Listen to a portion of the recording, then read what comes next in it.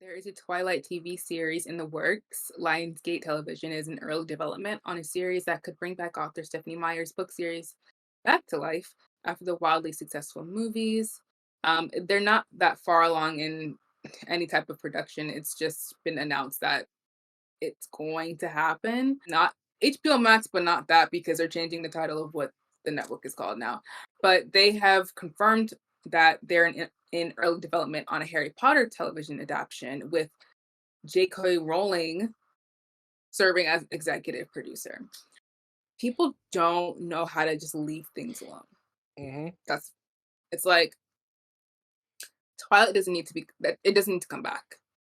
And I feel like if you bring it back, what they're gonna try to do is fix all of the problematic, the deeply problematic, toxic stuff that was in that movie the first time around and make it like a woke whatever. And it's just not gonna work. Also, the teenage vampire fad, we're done with that. Like we've moved on from that. So you Yeah, we don't need the do it dragons in a now, bro. yeah, you can do that. You can do that. But we already have House of the Dragon. So what else are you gonna do that's better than that? That has a budget of that to do anything with those things. Like just don't. Like I just like I don't know. Like there's no like nicer or like more intelligent way to say it. Just don't. Like just don't do this. But they're gonna do it anyways and it's gonna be ridiculous. I don't why? I don't know if we've talked about the JK Rowling of it all on over here, No, we but haven't touched that. this woman is yeah, she's not it. And I know that there are a lot of people who love Harry Potter and who feel really complicated feelings about like still supporting her work or I know there's like a video game that came out and people felt like do we buy it? If we're buying it, does that mean that we support her and her views on trans women more specifically and the fact that like she owns all of the stuff so like whatever you buy whatever ride you go on in the wizarding world like you're still filling her pockets because she still has complete ownership over the entire franchise and I don't know I guess HBO is like well we have the rights to this so we're just gonna make a TV show and it's like mm, maybe that could have worked before all this stuff, but also like the Fantastic Beast movies have come out since all of her controversy and they haven't done well.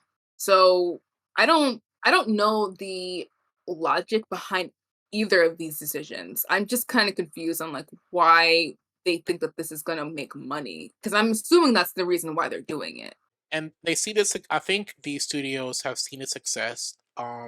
With of course, Game of Thrones. Game of Thrones. Like 5 years after the main story ended, they came back and did Mhm. a prequel series. They have a prequel series of Lord of the Rings. And these studios still are trying to tap these IPs that were successful like 10, like almost like 15 years ago. Yeah. Um, I mean, Harry Potter is still making games. So they're trying to tap back into these IPs that made them money because they see it's a successful thing. It's kind of like the whole DC Marvel thing, like oh we gotta everybody has to have the superhero cinematic thing or cinematic universe. Warner Russell tried with their universe of monsters thing with the Mummy and that fell apart. So everybody is still trying to copy trends of what their rivals are doing. So Lionsgate. Oh, Twilight's a part of Lionsgate's library. We already got the IP. Let's push it forward. You know, Warner Brothers. HBO Max, everything. Oh, we already got Harry Potter. We do Harry Potter games. Let's pump that back out again. And especially to the derailment of Harry Potter, like you said, the J.K. Rowling of it all. And I remember when the game came out. Um, I mean, I didn't. I played the game. I didn't buy it. I'm gonna be upfront with it. I played it. Didn't buy it. Oh, this game is just so forward thinking with its representation in the game. They even had a trans character in the game, but J.K. Rowling is still connected to the franchise.